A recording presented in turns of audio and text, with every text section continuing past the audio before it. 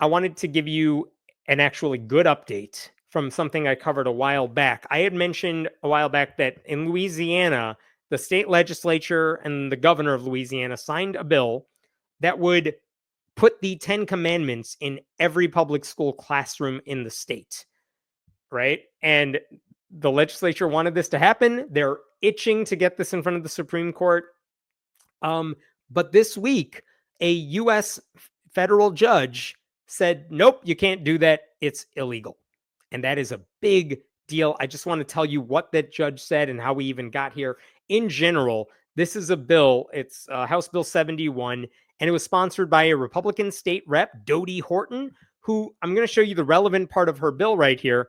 It actually said you got to put the 10 commandments. Let me scroll up here.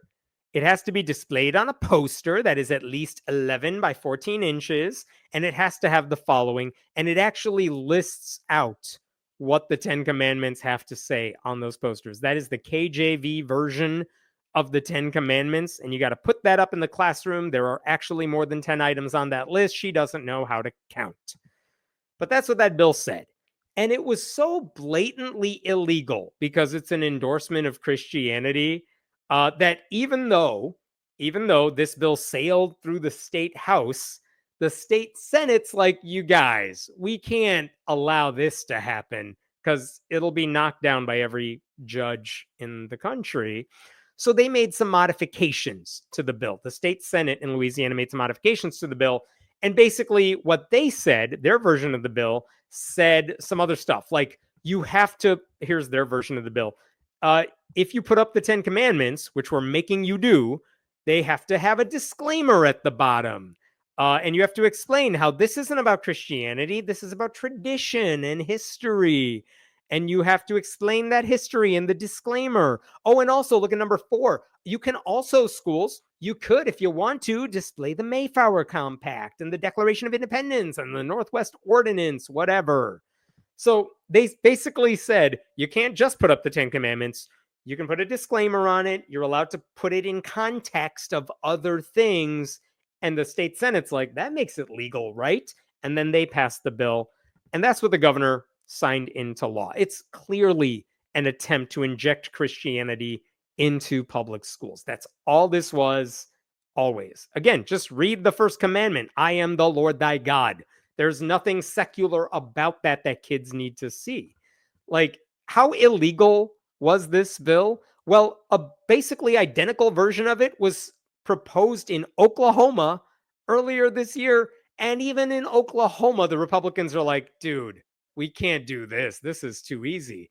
Like, they're all going to get on us for this. So they didn't pass it in Oklahoma. Now, why is this bad for those 3 of you who are watching who are like, what's wrong with the 10 commandments? Well, it's kind of bizarre that the same people who don't want high schoolers learning about sex or systemic racism or LGBTQ people, they have very specific things. They definitely want kindergartners to know about adultery and not screwing the neighbor's maidservants or something. Like, it's always a meaningless gesture. No potential school shooter has ever plotted out a path of destruction and then saw a sign that said, thou shalt not kill, and then decided, oh, God, I got it backwards, and then turned around and left. It's just a stupid idea. Like, it would be great if kids who needed help could see a mental health professional.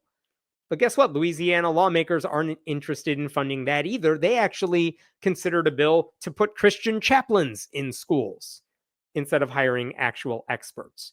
And then you get to the fact that many of the commandments are just flat out useless when it comes to instilling morality, because they talk about not believing in false gods and not making graven images and taking God's name in vain and not keeping the Sabbath day holy. None of that stuff matters in the schools. Like, what is the educational benefit of telling kids they can't have any other gods except the one true Christian God?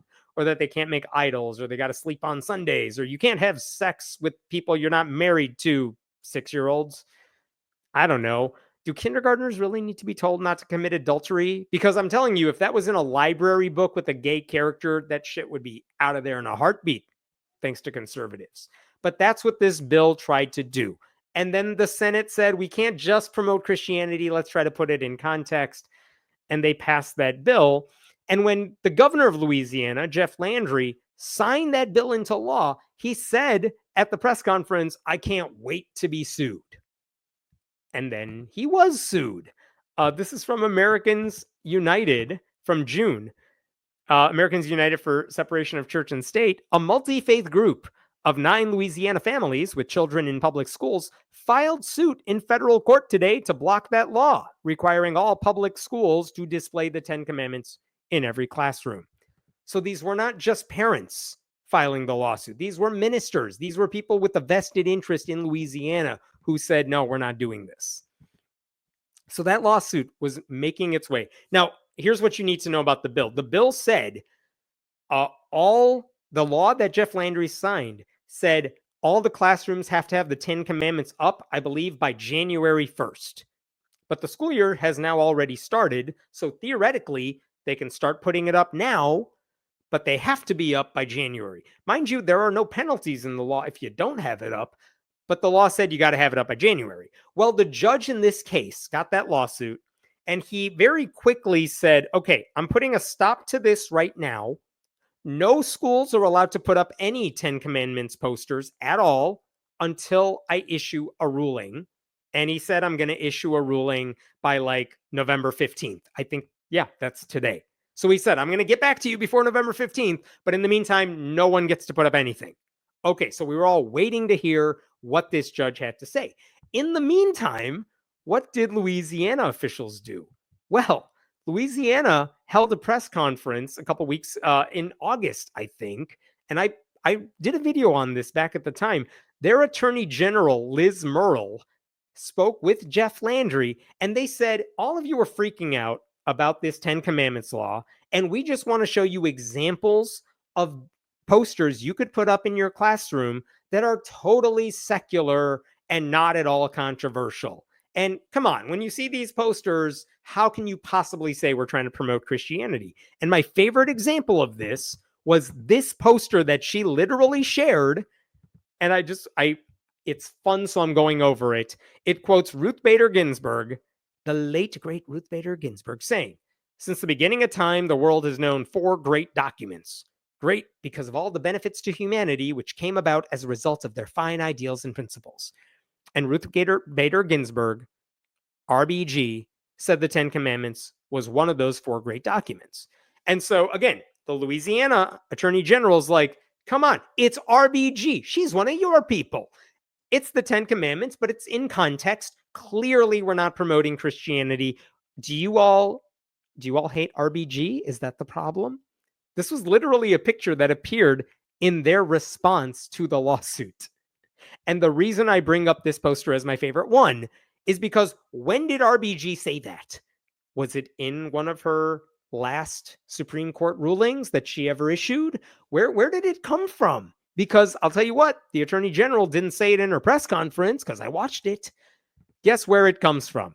It comes from a memoir that Ruth Bader Ginsburg wrote near the end of her life. And this particular quotation is something she shared because she wrote it in 1946 when she was in 8th grade. That's in her book. That's when she wrote it. So Louisiana's Attorney General was sharing something written by a 13-year-old RBG saying, see, she likes the 10 Commandments. Like, that's how shady Louisiana was being about all of this, right? Anyway, so all of this, we're all just waiting for the judge to finally weigh in on this. And this week, the judge weighed in, and oh my God, it is a 177-page decision, and he left nothing unsaid. This is, the judge is District Judge John deGravelles, who is an Obama appointee. So, you know, it's like a judge with actual skill.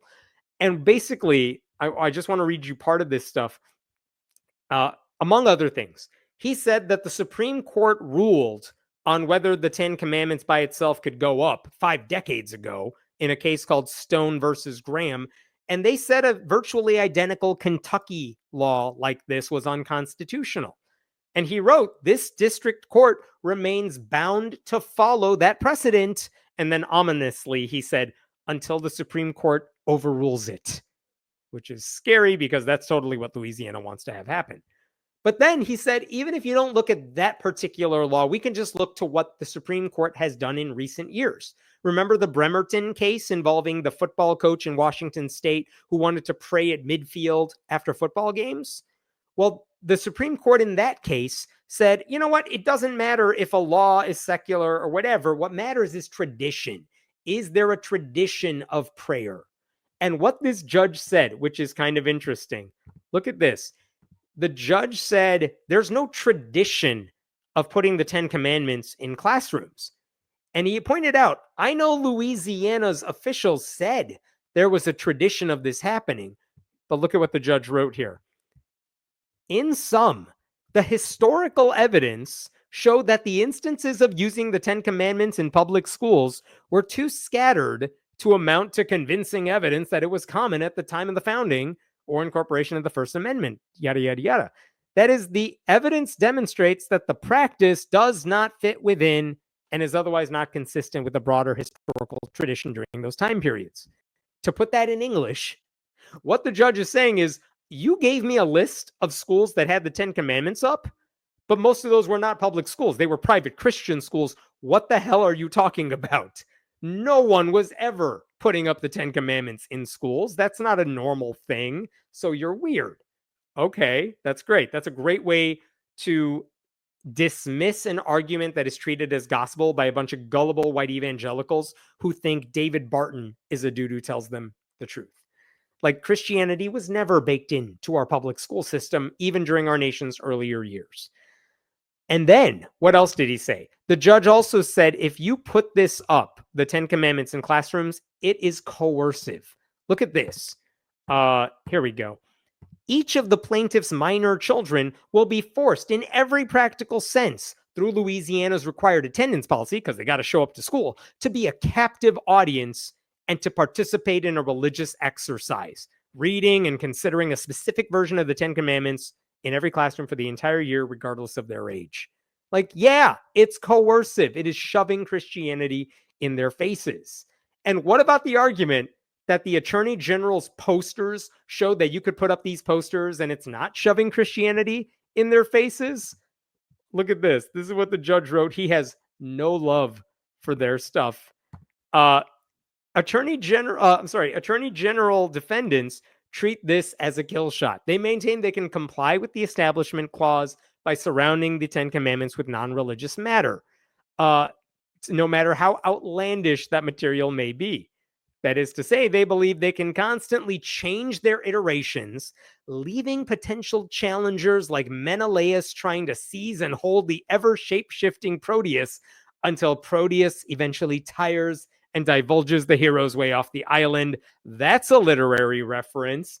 Or put it another way, defendants would have aggrieved parents and kids play an endless game of whack-a-mole, constantly having to bring new lawsuits to invalidate any conceivable poster that happens to have the Decalogue on it.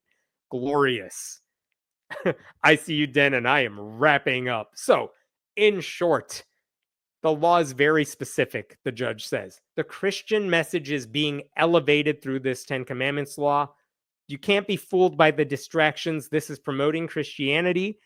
And basically, the court found that there's no secular way you could put this up. It's not legal, so he struck it down. The bill is dead. No one's going to have to put up the Ten Commandments at all right now. And so the only question is, what happens now? Here's what happens.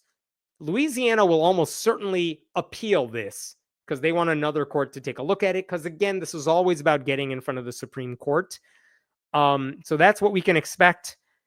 I hope other judges feel the same way, because this is a very thorough ruling from the district court judge, and it's very hard to argue against it. Doesn't mean conservative judges won't try, but in any case, the groups that filed the lawsuit, they are celebrating, as well they should, because that's a big deal. Okay, gonna stop there. I got one more story for you if you don't mind sticking around, but I'll take questions right now. Yes, good news. I know there's not a lot of it. We got to enjoy it while we can. Homeric references for the win. Absolutely.